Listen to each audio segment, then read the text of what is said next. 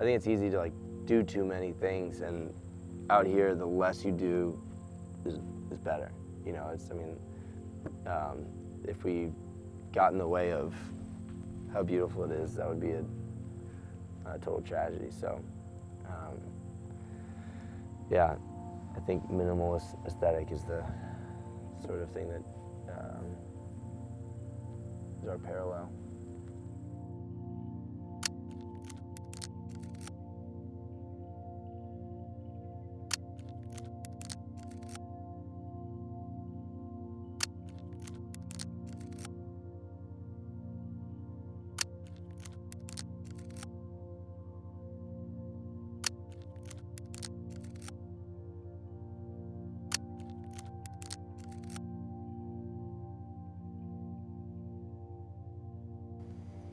Recently, I had the opportunity to spend the day with a friend of mine named Dan Gleason. Dan's a chef, a restaurateur, an artist, amongst other things. Dan took me foraging, cooked me some food, showed me around his restaurant, and told me a few stories about how things came to be in Sperryville, Virginia. Dan and his wife Abigail have a restaurant called Sumac. Sumac is located on the premises of one of my favorite breweries called Penn Druid. Sperryville, Virginia is a beautiful place, and much like other beautiful places, land is either hard to come by or very expensive. So when given the opportunity to set up shop alongside Penn Druid, Dan made a few compromises and figured it out. I hope you enjoy learning a little bit more about this cool restaurant. And thanks again to Dan and his crew for letting me hang out and be a fly on the wall.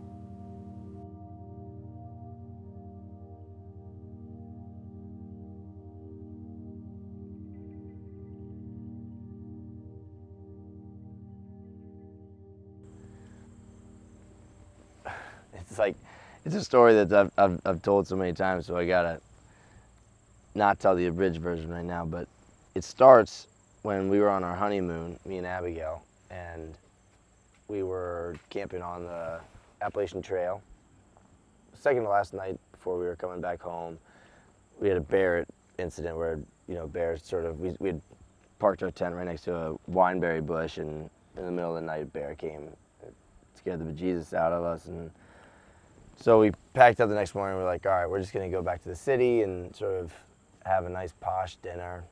We were using maps back then, and so we took the more scenic route instead of just driving straight up north to the highway. Because you get off right here at the Thornton Gap, you can see it's right there. Took that down, we just sort of stumbled across, you know, the sleepy town of Sperryville, and checked out this open air art market and a whiskey distillery, and saw on the map that the Inn at Little Washington was here, so we were like, oh God, we gotta do that. And so we went and had just this sort of transformative dinner experience there, and it was our honeymoon. We were just feeling all the feels, and we were just like, how do we make it back here? Yeah, this is like where we come and do a lot of our weekly meetings and sort of just talk about menu and just kind of like what we're thinking about, you know, in the future, and as far as what we know is coming down the line harvest-wise, and it's just a nice place to sort of get in tune with what we're doing wild-wise too.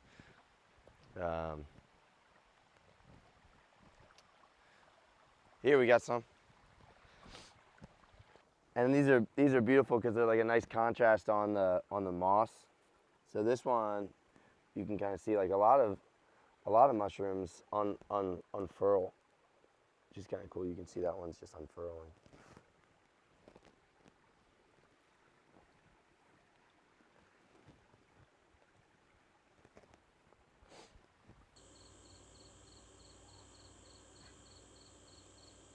So we took that, you know, turn that was unexpected and moved out here, and it fit like a glove. Like immediately, we just kind of fell in love with the place, and I started working at the inn. And Abigail, also coincidentally, her work that she had just started like 2 months prior, had a satellite office down here. And so it was kind of like one of those things where, like, looking back, it just kind of, if it didn't happen that way, it wouldn't have happened any other, I mean, if it didn't happen right then at that moment, it just wouldn't have happened. We came down here, we worked down here for, 5 years or so, and we'd always sort of dreamed of, like, oh, it'd be nice to have like a spot up on that hill or like a spot in that beautiful farm. But it's unreal to think, it's unrealistic because land costs a whole bunch of money and we don't have a whole bunch of money. And so again, it's kind of unbelievable to find us here now because the Penn Druid guys, when they were moving from their old spots up here, they asked if we wanted to come up with any sort of food concept, and we did, but we didn't really realize that we're on agricultural land here, so we had to do it with this sort of mobile model, which is something that I'd never been interested in doing. Again, if it hadn't have been forced upon us, it wouldn't be like this. It would be something that you probably would be more familiar, and it wouldn't be like this, but because we were forced to do it in this way and be creative with it, it turned out like this. What's that? Something, creation of invention. What's that? What's that line? Help me out.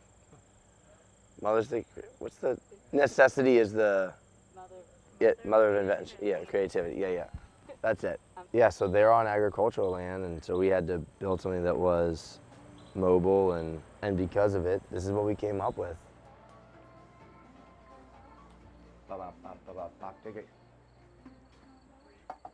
And then fish is done, yeah? I need to pick bones off of it. Okay. We gotta just like test and work. Okay. So let's all boogie on these things, get through it all, and then we'll hit this. Yeah. The reason our food tastes so good is 90% of it just the ingredients that we use and the fact that they were never shipped cross country or, that they were all grown by farmers that care. I mean, we work really hard to work with some great farmers, and for the most part, all the farmers around here are just doing tremendous things. So we are extremely fortunate that way to be where we are.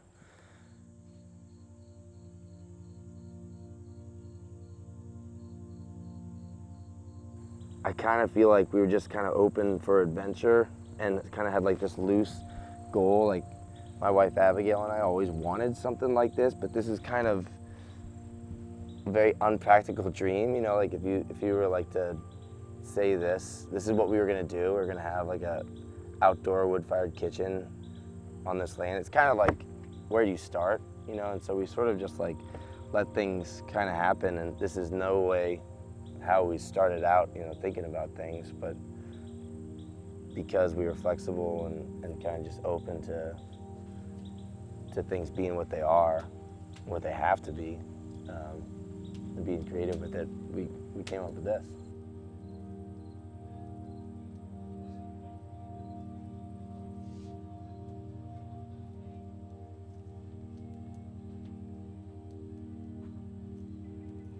So that's kind of the story of Sumac as it was created, I guess.